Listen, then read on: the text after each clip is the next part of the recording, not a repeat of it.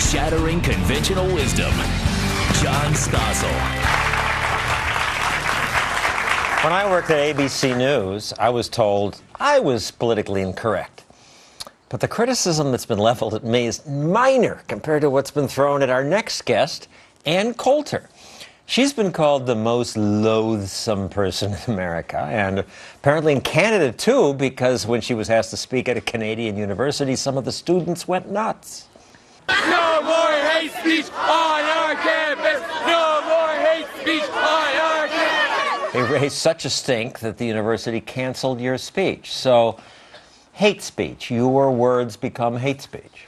Yes, though it wasn't the students leading the administrators. It was the administrators leading the students. That's one thing that I think can't be pointed out often enough about college liberals. It's the college Republicans who are the rebels, and this is exactly what happened at Canada. It was the provost at the university who wrote... Yeah, it was clear. It wasn't just some stupid students screaming, that the provost set the tone. I mean, students sent me a letter before I arrived accusing me of criminal activity promoting for a hatred speech. Against any identifiable group could lead to criminal charges. And I hadn't even set foot in Canada when I got a letter accusing me of engaging in hate speech before coming to the university. All right, but that explain, got publicized. why are you a hater? You're labeled as a hater because of your words. Well, it's hard to say. To the point where it could be criminal in Canada because they don't have a First Amendment like we do. I haven't given the speech yet, so it's hard to respond to the charge of hate speech. Well, you have a history. Yes, of annoying liberals, and that's definitely hate speech. All right, well, let me give some examples from your book. Timothy McVeigh, after he bombed Oklahoma City's federal building. My only regret with Timothy McVeigh, he did not go to the New York Times building. In the writing business, this is known as a joke. So I was giving an interview, and I had just gone through various indictments of the New York Times with my interviewer, including the repeated photos they ran of George Bush Sr. when he was in Japan. I don't know if you remember this. He threw up on the prime minister. Apparently had some bad sushi. So, okay, it's an embarrassing moment. The New York Times ran that photo not once, but twice. They just want to keep running that photo of George Bush throwing up. So I'd gone through some things like that and then threw in the flip remark about Timothy McVeigh. So it's a joke. A joke should have more leeway. I mean, you're talking about killing people. Yes, a joke should have more leeway. It rarely goes the other way of conservatives not getting jokes. This is a specific liberal tactic, pretending not to get jokes, or perhaps not getting jokes. Well, let's talk about a bunch of yours. I was going to have a few comments on John Edwards, you said, but turns out you have to go to rehab if you use the word faggot. That was a magnificent joke.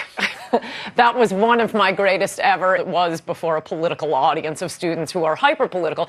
That was in the middle of the Isaiah Washington scandal, which you probably remember, maybe not, but it went on for like a month. The accusation that Isaiah Washington, an actor, had called a fellow actor on a TV set a faggot.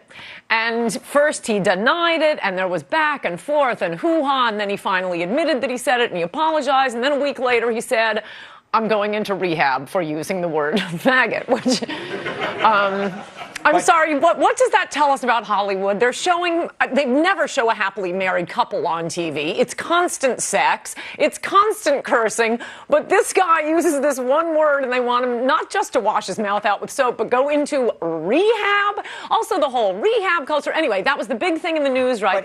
It's expected that this word is hurtful, and you're not an anti-gay person. But John Edwards isn't gay. It's not anti-gay in that context. People say, he's married with kids. People say, why even use the word? Because that was the word Isaiah Washington used. You can't use another word. And moreover, I'm talking about a married man with children, and a few extra children, as it turned out.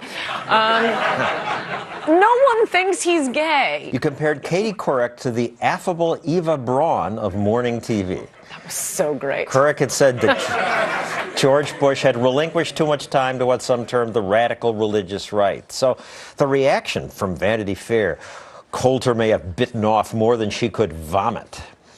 And the best one was Joe Conason. Eva Braun, for those of you students who don't know, was Hitler's girlfriend. Right. After I just quoted a very hateful remark by Katie Couric blaming the dragging death of James Byrd in Texas on conservative Christians. So I quoted her saying that, and my next sentence began, the affable Eva Braun of morning TV. What point are you trying to make? slurring her. I'm just trying to give people a laugh, and it worked. After 9/11, 4 widows of men who died there complained about their financial settlement and complained about George Bush. You said, these broads are millionaires, lionized on TV. I've never seen people enjoying their husband's death so much. The timeline is a little off there.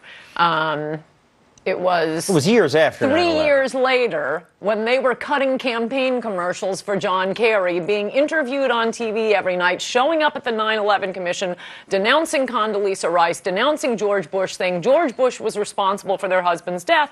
And that was in my book, Godless, describing how liberals send out victims to make their arguments for them, because you can't criticize a victim.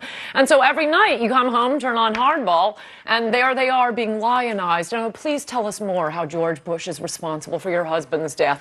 And no one could criticize them. Don't send out the weeping widow whom we're not allowed to respond to. That was the point of that chapter. And by the way, no one who has read the full chapter, by the way, finds anything offensive about it. Even the part about enjoying their husband's death so much? I was describing how they had become grieferazzis. They're posing for full spreads in Vanity Fair, getting hair and makeup done, being taken around in limos, doing TV to denounce George Bush. They had turned an industry into grief 3 years later. And as I say, cutting campaign commercials for John Kerry. If you're going to insert yourself into the public debate that way, as the saying goes, you're going to feel the heat or get out of the kitchen.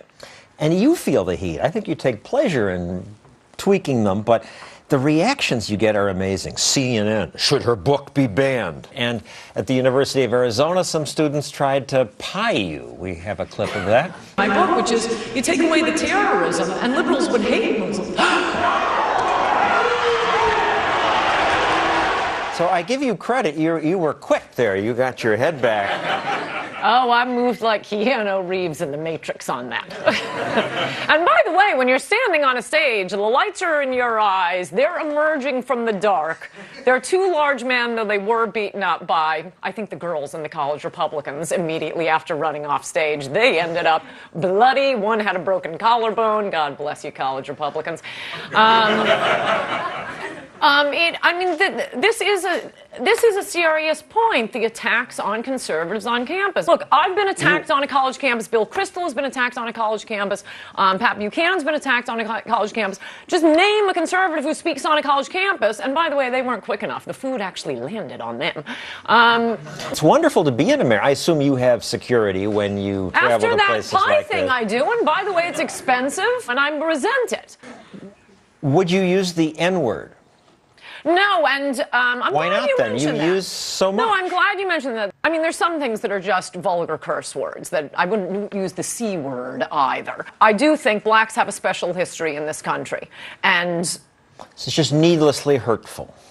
particularly in that case, I do not think you can throw Muslims, gays, illegal immigrants, women in with the civil rights history of blacks. That is a special history. And the other thing is, that is part of what makes the N-word special. I wouldn't, at least in public, use the F word either. There are a few words I'm not going to use, but they're, the vulgarities. All right, well, what words will she use next when we return? More Ann Coulter. Is she really the most loathsome person in America?